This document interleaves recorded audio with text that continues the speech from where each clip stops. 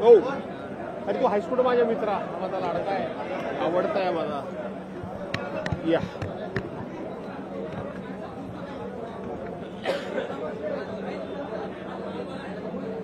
हे आता खाली टाकतो आता राहू द्या नंतर काढू नाना भाऊ नाही ते करायचं का सुरू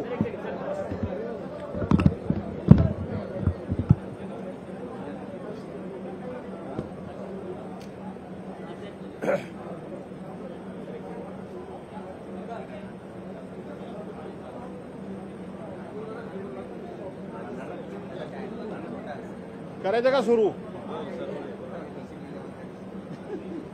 काल आपण सर्वांनी पाहिलं असेल नाही जयंतराव सुरू करा म्हणा जयंतराव आपण सगळे बोलतो हो प्रत्येक मी तोपर्यंत म्हणले तुमचं होईल त्यांचं होईल काल आपण सर्वांनी पाहिलं असेल शेतकऱ्यांच्या प्रश्नाबद्दल आमचे ज्येष्ठ सहकारी सन्माननीय नानाभाऊ पटोले हे आक्रमक झाले आणि त्यांनी राजदंडाला हात लावला अशा प्रकारचं एक ड्रामाबाजी करून नाटकबाजी करून त्यांच्यासारख्या एका सिनियर सदस्याला माजी अध्यक्षांना दिवसभराकरता निलंबित केलं। नानाभाऊंचा जो रुद्रावतार होता, जो राग होता, जो उद्रेक होता, तो शेतकऱ्यांच्या प्रती हे सरकार किती संवेदनशून्य आहे, हे सरकार शेतकऱ्यांची किती टिंगलटवाळी करते याबद्दल त्यांचा आक्षेप होता, राग होता। काल त्यांनी राजदंडाला हात लावल्याचं कारण केलं आणि त्यांना निलंबित केलं। आज आपण पाहिलं असेल आमच्या विरोधी पक्षाच्या वतीनं महाराष्ट्र विधानसभा नियम 97 अन्वये स्थगन प्रस्ताव दिला होता आणि हा स्थगन प्रस्ताव काय होता तर एका लातूर जिल्ह्यामध्ये अहमदपूर तालुक्यामध्ये एक 70 वर्षाचे सद्ग्रस्त त्यांची आर्थिक परिस्थिती चांगली नसल्यामुळं ते बैल खरेदी करू शकत नाही, ते अवजार खरेदी करू शकत नाही, त्यांना बी बियाणं घेणं किती अवघड आहे, त्यांना मजूर करणं फारच कठीण आहे आणि म्हणून 70 वर्षाचे ग्रस्त स्वतःला जोताला जुंपून घेतात आणि त्यांची पत्नी अतिशय जड अंतःकरणानं दुःखी मनानं डोळ्यामध्ये पाणी आणून आपल्या नवऱ्याच्या खांद्यावरचा नांगर हाकण्याचं काम डोक्यावर पदर घेऊन महाराष्ट्राच्या संस्कृतीचा पुरेपूर सन्मान राखून त्या आपल्या पत्नीचा त्या ठिकाणी नांगर हाकतायत। या संदर्भामध्ये आम्ही स्थगन प्रस्ताव मांडला। आज आपल्याला आश्चर्य वाटेल की हा जो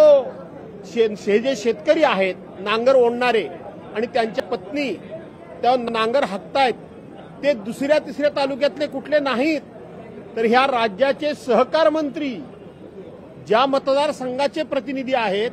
त्या मतदारसंघातले ते सद्ग्रस्त आहेत असं देखील आम्हाला कळलं आणि म्हणून आम्ही सगळं कामकाज बाजूला सारून नियम 97 अन्वये तात्काळ शेतकऱ्यांच्या प्रश्नासंदर्भात शेतकऱ्यांच्या अडीअडचणी सोडवण्यासंदर्भात सरकारची भूमिका काय या संदर्भामध्ये आम्ही चर्चा करावी हा आग्रह धरला। माननीय अध्यक्ष महोदयांना नाना तऱ्हेचं आम्ही विनंती केली, माननीय जयंतरावांनी केली, माननीय नानाभाऊंनी केली आणि आम्हाला नाइलाजास्तव त्या ठिकाणी वॉकआउट करावा लागला, बाहेर जावं लागलं। आम्ही वॉकआउट केल्यानंतर राज्याचे उपमुख्यमंत्री 4 वाक्यांमध्ये आम्ही सरकार म्हणून कधीही तयारी चर्चेची आहे अशा पद्धतीनं तुमच्या मीडिया समोर सरकार चर्चेला तयार आहे आणि विरोधी पक्षाचे लोक चर्चेला तयार नाही अशा पद्धतीचं एक खोटं वातावरण निर्माण करण्याचा प्रयत्न हे विरोधी आमचे उपमुख्यमंत्री महोदय जाणीवपूर्वक करतात, परंतु ही वस्तुस्थिती नाही। कालही नानाभाऊंना सस्पेंड करत असताना हे सरकार किती बेमुरवतखोर आहे, हे सरकार किती शेतकऱ्यांच्या विरोधी आहे, हे सरकार किती शेतकऱ्यांच्या बद्दल कुठल्याही प्रकारची कणव नसलेलं शेतकरी आहे सरकार आहे आणि म्हणून या सरकारचा निषेध आम्ही करतोच। माझे ज्येष्ठ सहकारी या संदर्भात बोलतीलच।